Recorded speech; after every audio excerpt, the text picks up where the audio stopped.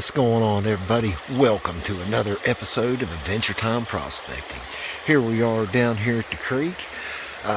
It is April the 4th and it is about 28 degrees out here today. Nice chilly day here in West Virginia. And as you can see, I got the sluice set up right there. And today I'm going to be showing y'all how to get back to your roots. The grassroots. We're going to be doing some grassroots gold. Now see out here in the middle of this stream, we got some shoals and we got some grass clumps growing right out here in the middle of the creek. We're going to dig up some of them clumps and wash them out, classify them down, and run them through that sluice. See if we can't get a little bit of that good yellow gold. I'm going to get all of it. Anyhow, let's get to working before my hands freeze off, because I ain't even wet yet. And boy, howdy, they look like little sausages. Ooh-wee. Anyhow, folks, I'm going to get to work, and we'll see y'all here directly.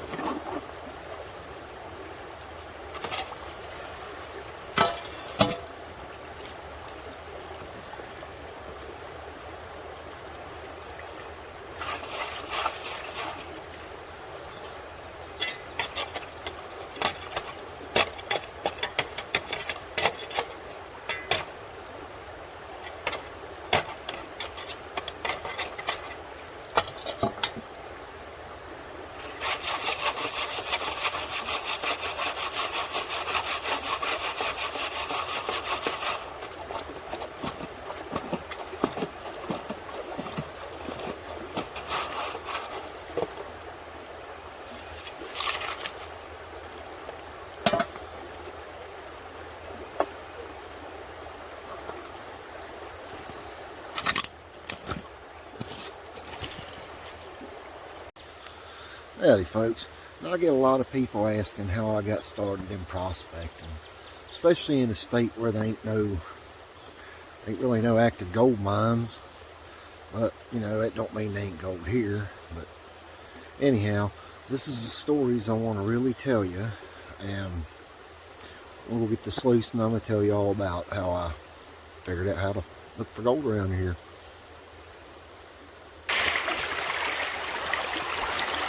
Now, way back in the early 90s, there used to be a show on Georgia Buzzard Massey's show. It was on Outdoor Networks. And it was prospecting for gold. And I got to watching that, and in later years, started watching the Gold Fever episode with Tom Massey in it. And learned that there was gold in Ohio, and a little bit of gold to be found close to West Virginia. Just about all the surrounding states. And so I got to thinking, you know what if I ain't a little bit here? So before I bought a pan or spent any kind of money or anything like that, I went out looking at creeks, looking for indicators like quartz, heavies in the creeks, stuff that I could easily see. And once I found stuff like that, came a little bit more sure of what was going on, I bought myself a gold pan and took a trip to Ohio where I knew there was a little bit of gold. So I learned how to pan for gold there. Found a couple pieces, found my first collar ever in Ohio. Then I come back to West Virginia, brought what I had learned in the field out there in Ohio.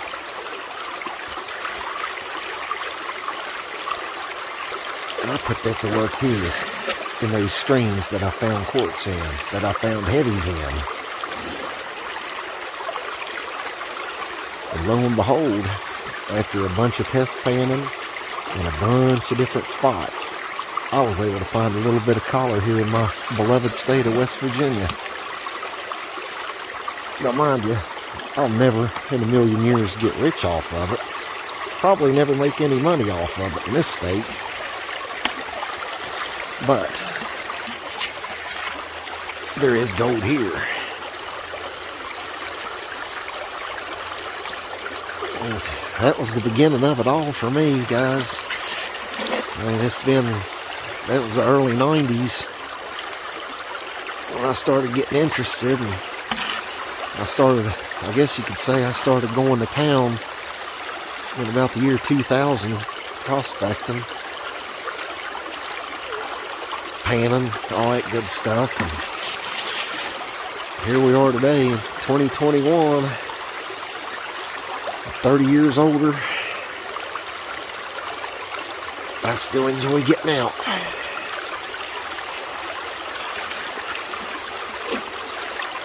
Running a sluice box is still my favorite way of doing this. You just can't beat it.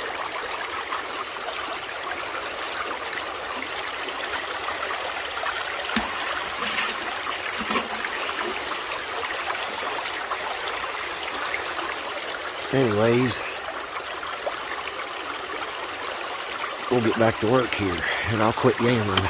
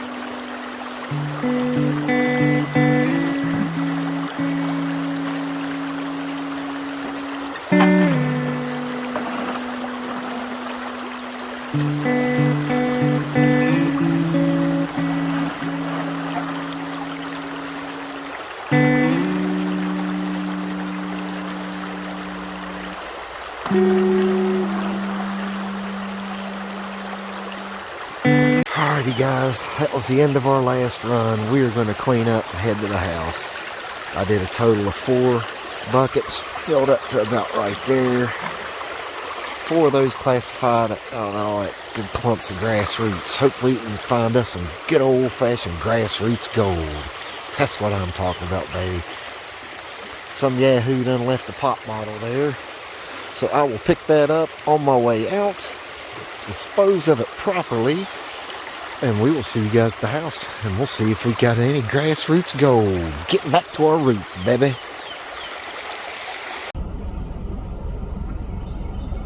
Come here, squirrel. I can't eat you unless I get you on the farm and cook you. Alright folks, here we are back at the house. I classified it down here to my kitchen strainer size. So, you know, if we didn't find any gold, at least we got a couple pieces of buckshot out of the creek, right? That's always a good thing to do anyhow. And we got that pop bottle out of the trash too, or we got it in the trash and out the creek. Anyhow, here's all the concentrates that's left out of this sluice. So we're going to whip through it here and see if we got us any grassroots gold. Grassroots is always a good place to look. Oh, look at them heavies coming out. So that Dream Mat sluice doesn't leave you too much material left except the extreme heavies. But anyhow, the reason I like to work in grass roots, I only work them in the center line of the stream where they'll get washed out anyhow when the gravel bar goes in a flood. But don't dig the banks out for it.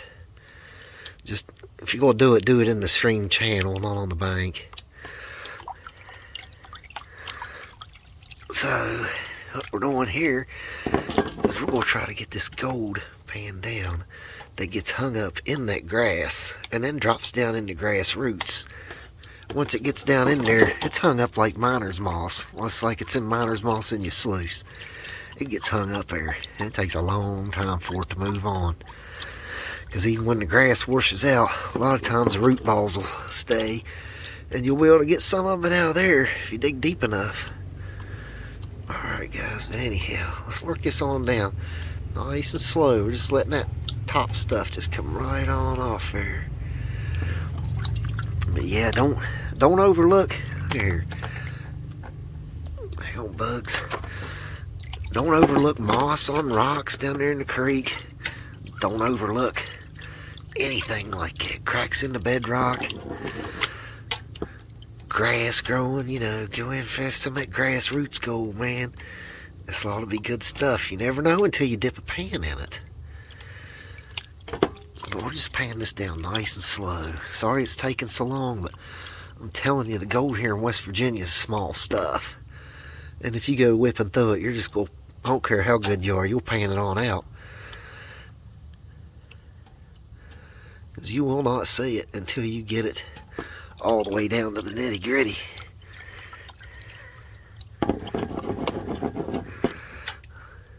Sometimes I like to tap my pan on the bottom of this metal tub. Gives it a hard surface and gets that gold down there, you know, kind of hammers it down solid. And then you just bring that light stuff off. See the heavies in there? Once you start seeing them, you want to roll it right on back. Get everything all shook up again. Bring her back down there. And watch them lights just come right off there. Nice and easy. See how nice and slow that is? We ain't no hurries. We're just out having a good time. Washing this light stuff off. Try to find us a little bit of color. I hope I'm able to inspire a couple of you to get out if you can. I know some of the folks that enjoy my channel can't get out. And they kind of do this stuff through me. I'll tell you what, that really, right there, that's enough to inspire a man to carry on right there. I just take y'all along with me because I like to do it. Now we're getting down there now. We're getting down there now, guys. Alright. Let me see if I can see anything here. Let's see. It's really hard to do with one hand. Yeah, we're getting some colors showing up. Wee little fellers. Wee little guys. There's a couple right there. I don't know if you can see them or not, but they're starting to peek up. Looks like I see 1, 2, 3 so far. So 4. Alright, they're coming out of this weird purple sand. Let me get it all tapped up and I'll show you a few of them gathered up. We'll be right back, folks. Alright folks, we got it all cleaned up. There's the heavy sands, that weird purple sands I'm always telling y'all about. And look at that. That right there all come out of that grass roots. This guy here is not a piece of gold. That is a piece of sand. The other little guys around it, those are little pieces of gold. And that's not bad, guys. Come on, for 4 buckets of mushed up grass roots. And I'm in a state that's not known for gold. We have 0 active gold mines in West Virginia. All attempts to mine gold in this state have failed. But, like I'm telling you, the recreational prospector, you can get out and find you some gold. I don't know if I can show you this in the sun or not.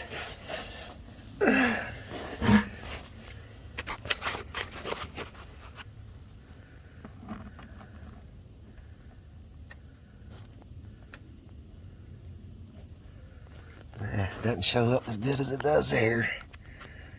But anyhow, folks, here you go. Gold mined in West Virginia.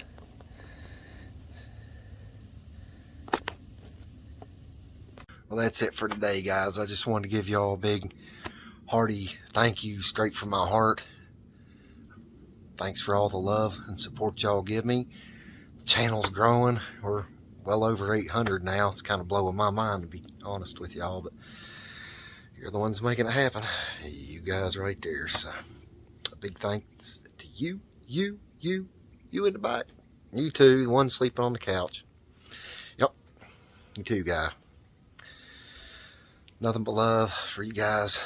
Don't forget, once we hit 1,000 subscribers, we're going to be doing some live streams. That way I can take y'all with me on my mobile, because I can't, until I get 1,000, I can't really do much except with my laptop. I ain't taking it to the creek with me. Wouldn't do no good anyhow. It's old, and it's about as old as I am. But with this here phone I'm using right here, I'll be able to, once we get 1,000, plan some trips to Ohio. I know I got good service there, so we're going to broadcast live from Ohio on some of these awesome little creeks that I know of. We're going to get the gold. Also, when we hit 1,000 subscribers, we're going to be giving away a gold nugget, my only gold nugget that weighs over 1 gram. I'm going to be giving it away. One of my subscribers. Details on all that jazz to come. So, with that, we will see you on the next episode. Have a great day, and we'll see you next time. From wild, wonderful West Virginia, this is James at Adventure Time Prospecting.